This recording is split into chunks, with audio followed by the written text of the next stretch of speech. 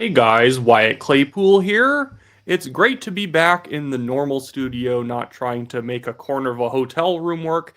And we are here to talk about the Liberals' insufferable 2025 election campaign.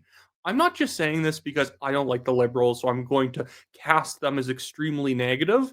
Think back on the 2021 campaign, the 2019 campaign, 2015, 2011, 2008, 2006. You can go back to any election and you will never find a campaign where the Liberals were as insufferably negative and willing to smear their opponents as this one. In 2021, we had Justin Trudeau talking about how he doesn't want to sit next to an unvaccinated person on public transit or an airplane or whatever. That was gross. But that was trying to divide Canadians for his own political benefit, which is definitely a nasty thing to do.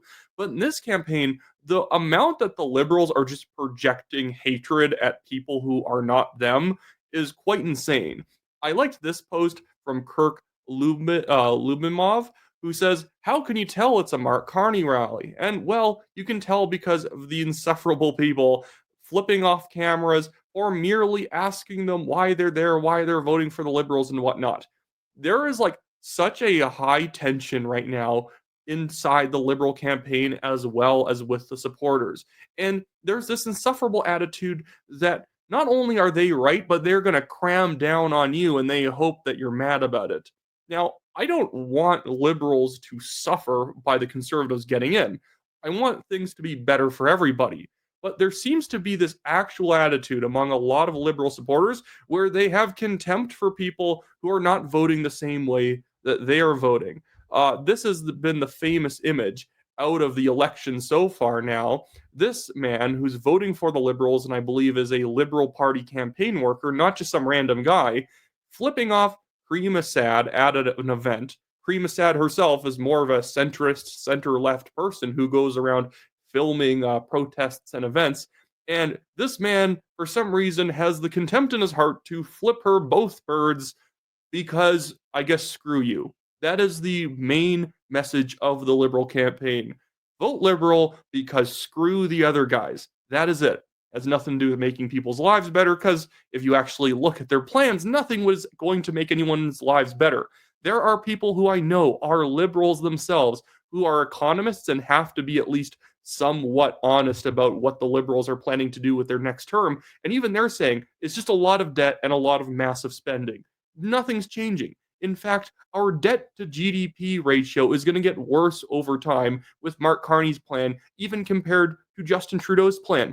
Justin Trudeau, the ski instructor and high school drama teacher, was better for the economy than Mark Carney is going to be based on the plans that Mark Carney has put forward. His ideal plan is worse than the reality of what Justin Trudeau was doing. Anyway, so before I get a little bit deeper into this topic, I also want to talk about some poll results that are coming out, as well as David Coletto from Abacus Data calling out Frank Graves and Ecos for just being a crap pollster this entire time.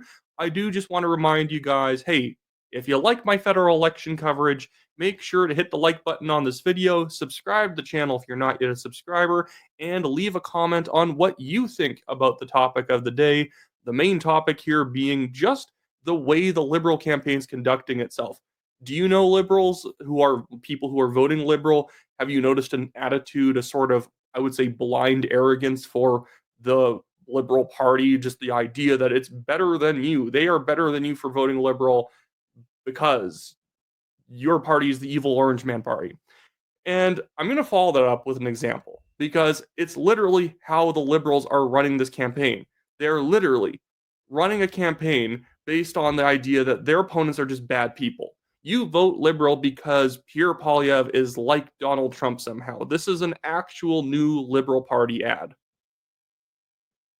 How do you address the concerns of being too closely aligned to a foreign government that is threatening Canada and is destroying its own country right now? Well, your question is false. Everything is broken. Everything is broken. The left-wing censorship regime. Their woke censorship ideology. This is why this is so frustrating. Sorry, is Poilievre wrong? The Liberals are literally passing laws that censor social media as well as could have you put under house arrest for having the capacity to say something hateful and someone else report you for it. That is something the Liberals have actually attempted to do. There's Bill C-11 to try and change social media and other like social media and like other video and sort of like content providing platforms algorithms to try and show you more good, clean Canadian content. There's Bill C-18 that basically shut down news on Facebook in Canada. There is Bill C-36, which is the Anti-Hate Speech or the Online Harms Act. Again, attempting to put people under house arrest because somebody reports that you may commit some sort of a hateful offense. A hateful offense is literally described as shallowly as detesting something, even if that thing should be detested. It's insane.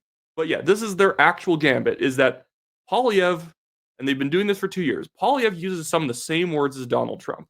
Feeding the radical left. Radical, leftist, authoritarian. It's the Americans' fault. It's our fault. We're stupid. It's so shallow. And the thing is, the Liberals know they're lying. If they had a substantial attack on Pierre Poilievre, they would have made it by now. They just don't have one. And I want to show you a clip here from a Liberal press conference that happened recently. I'll have to pull it up here, where Mark Carney brings up abortion for no reason and just says that Poilievre is going to use the notwithstanding clause to ban all abortion.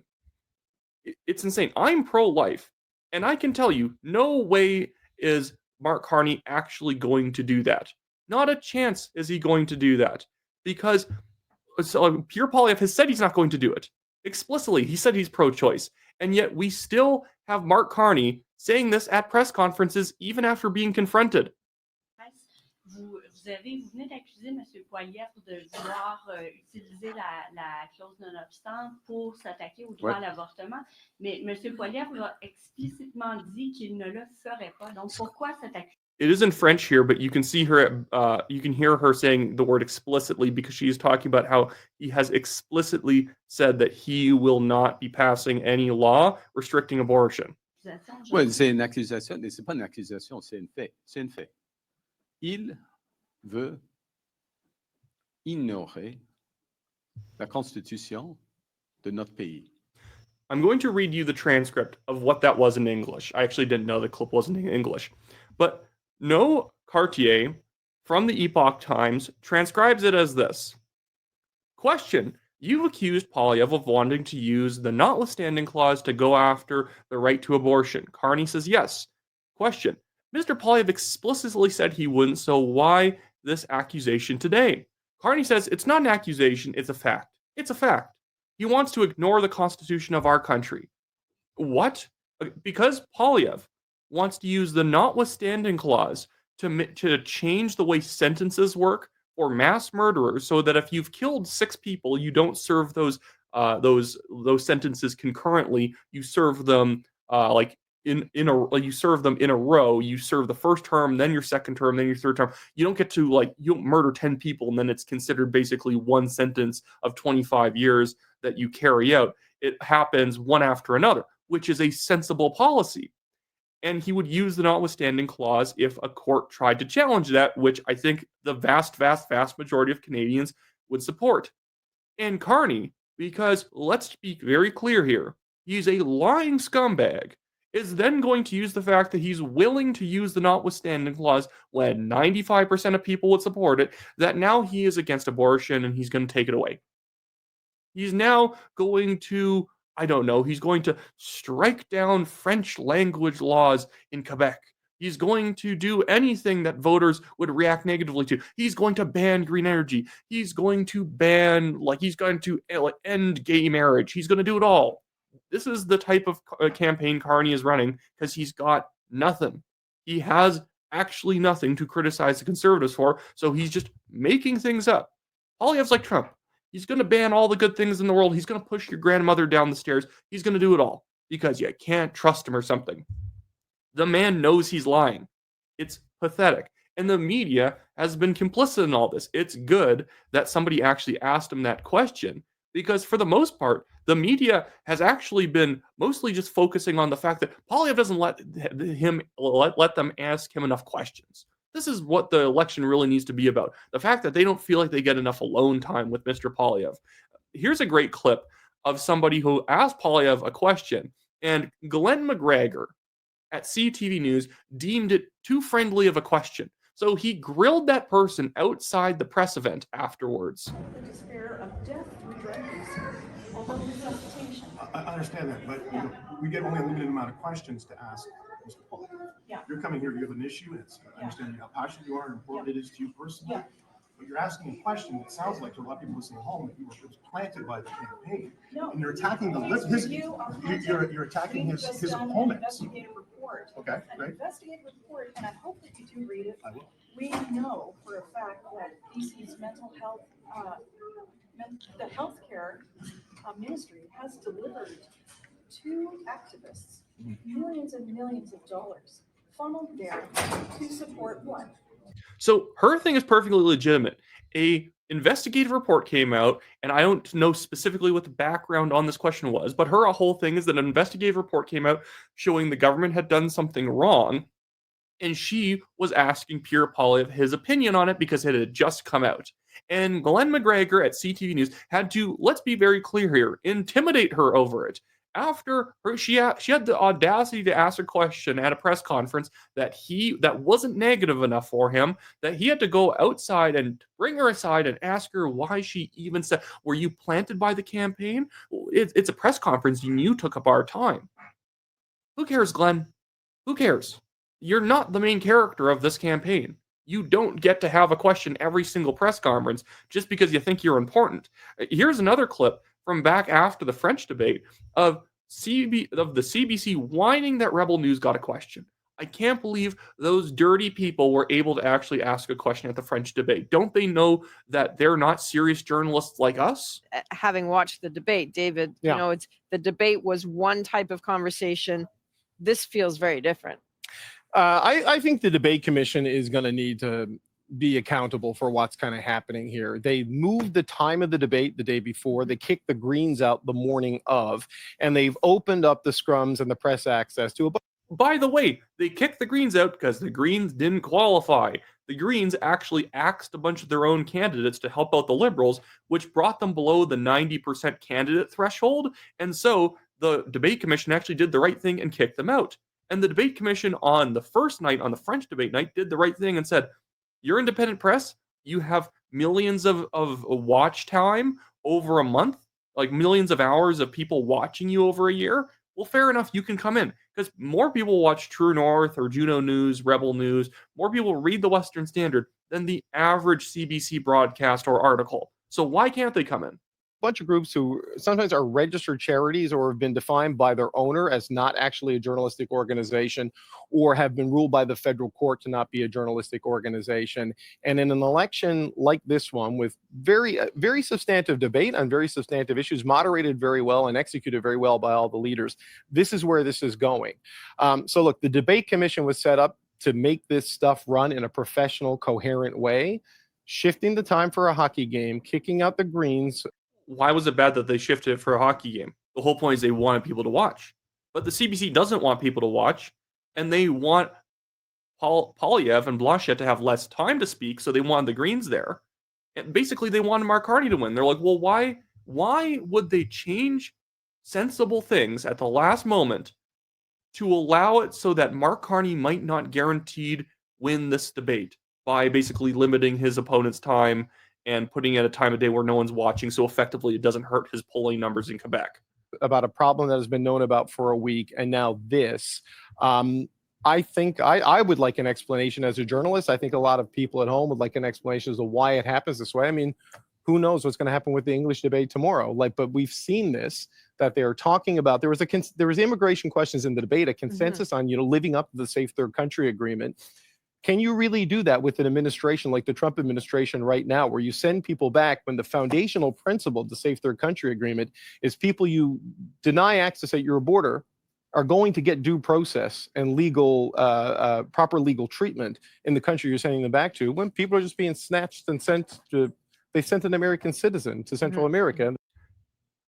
He's just wrong on that. They didn't send an American citizen to well, like to send to like Central America. They didn't send them to was this country, can't Naive Bukele is the president. Why am I forgetting the name? It doesn't matter, but that's not true. And the thing is, the safe third country agreement, I guarantee David Cochran doesn't know what the third safe country agreement is. The whole point is that El Salvador is the country I'm thinking of. You don't get to come from, like, let's say Peru or Guatemala, Nicaragua, Venezuela. You don't get to come all the way to the US or Canada in the safe third country agreement. You have to go to the next safe country.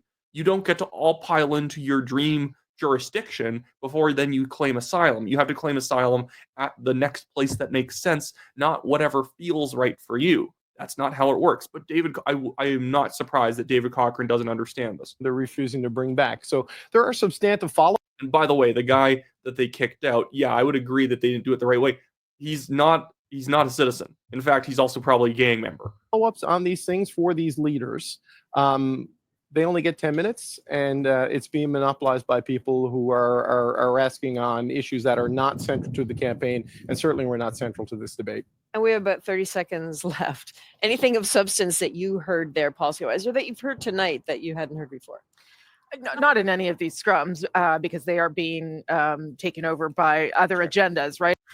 Rebel News was able to ask questions, so disgusting, but the CBC asked the same amount of questions. Rebel got 4, CBC got 4. And it wasn't like a lottery. You just had to get up and stand in front of the mic. Are CBC journalists just less athletic than the average Rebel News journalist? Get to the front of the line. Stop waiting for people to part the ways so that you get to come up and ask your question. It's so ridiculous.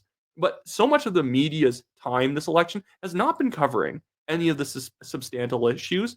It's been either attacking conservatives, going really soft on liberals, and then whining that they don't get to ask enough questions, whining that independent media is around. Their whining got so intense that the next day at the English debate, in fact, the Q&A press scrum got cut because, oh my goodness, Rebel might be able to ask another question because we're too slow and sluggish to be able to get up to the microphones before them.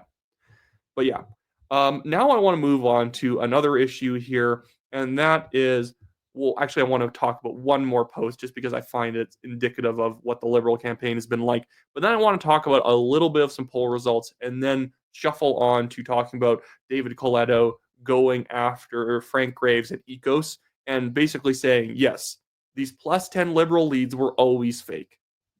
But this guy, Terry T. here says, and this one drives me up the wall because it's been debunked so many times.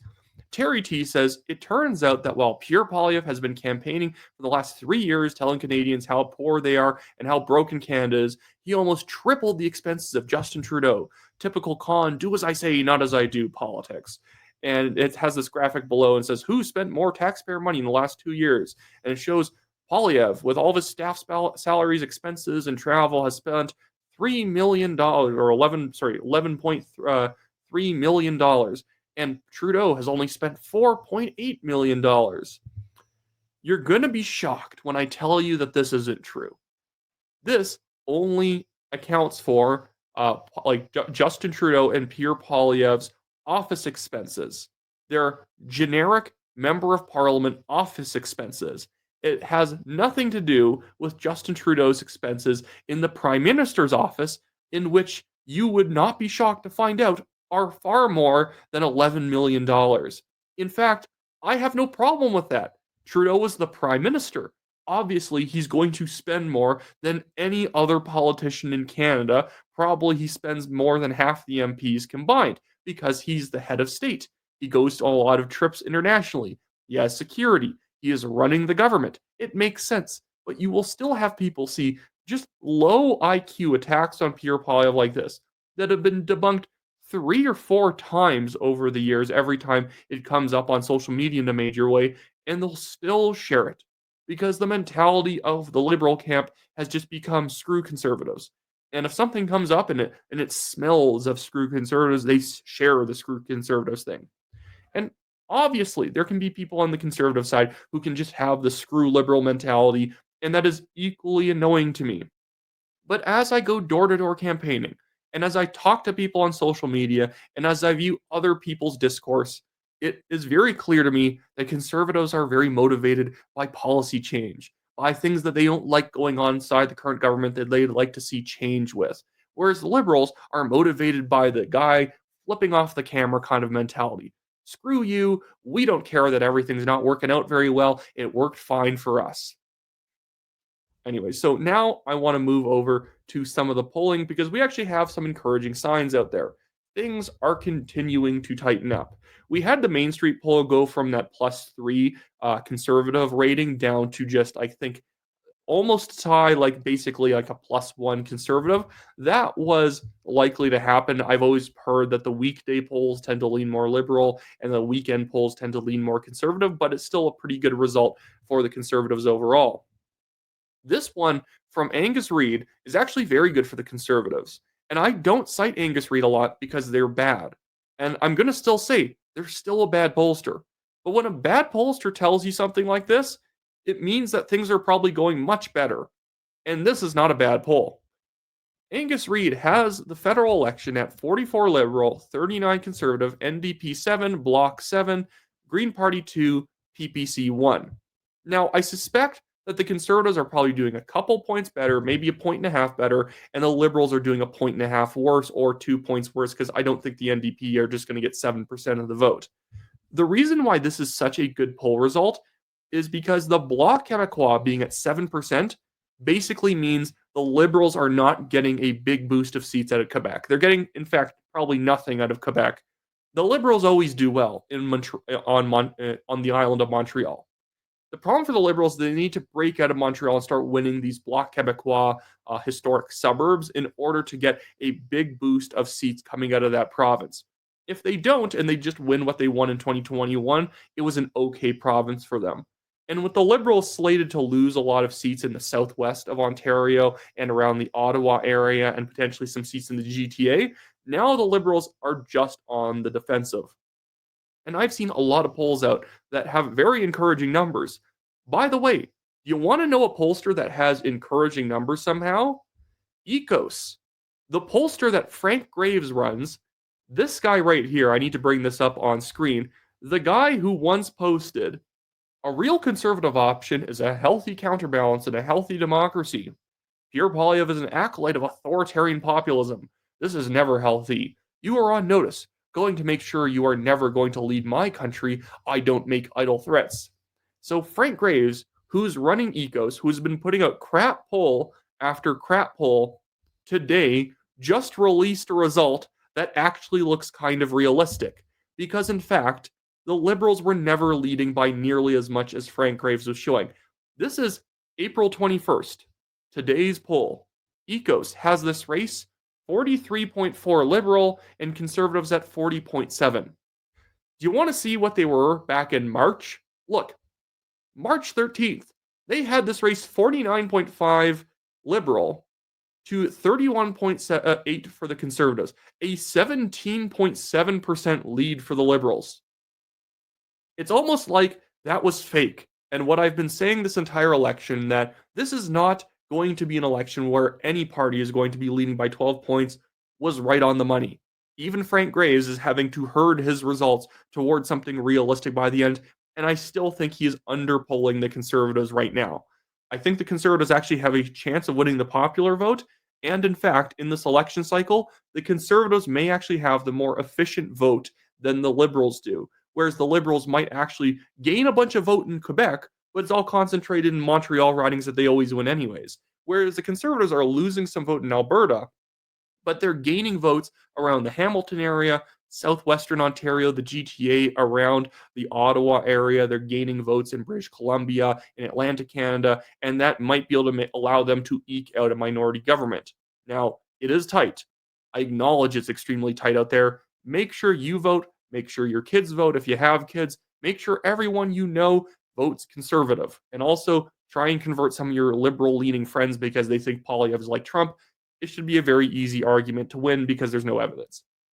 But David Coletto, my hero of the day, actually came out to call out Frank Graves, and I am here for it. Because somebody in the polling industry finally had to say it. Because there was this kind of unanimity among pollsters where you don't call each other out. You know, you may have a +2 Conservative result and they may have a +10 Liberal, but let's pretend one of us could be right, even though one's obviously right and the other's completely fictitious.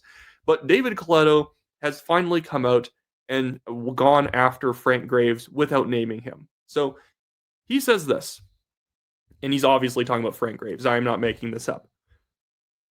David Coletto says, to go from a 15-point, and he runs Abacus data, by the way, if I didn't mention that before. But David Coletto says, to go from a 15-point Liberal lead a month ago to a 2.1 today is pretty remarkable.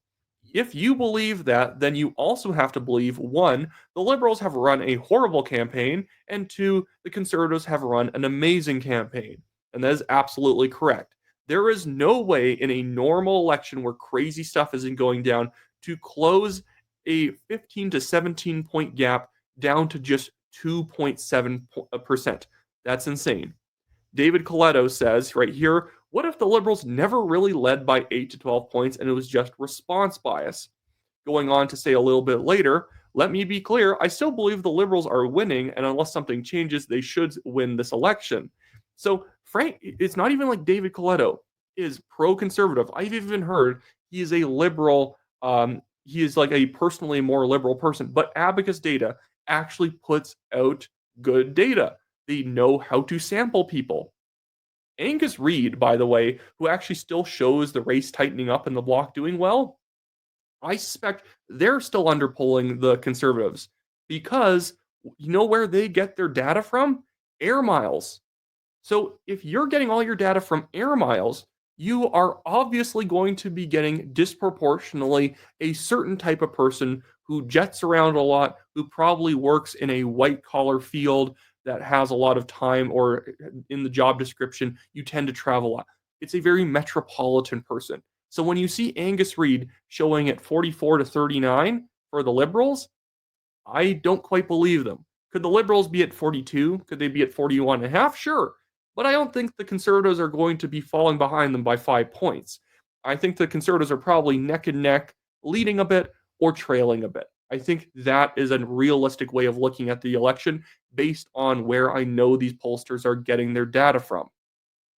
But that should be it for me today in this video, guys. Great to finally see the pollsters basically having to acknowledge to the public that their numbers suck.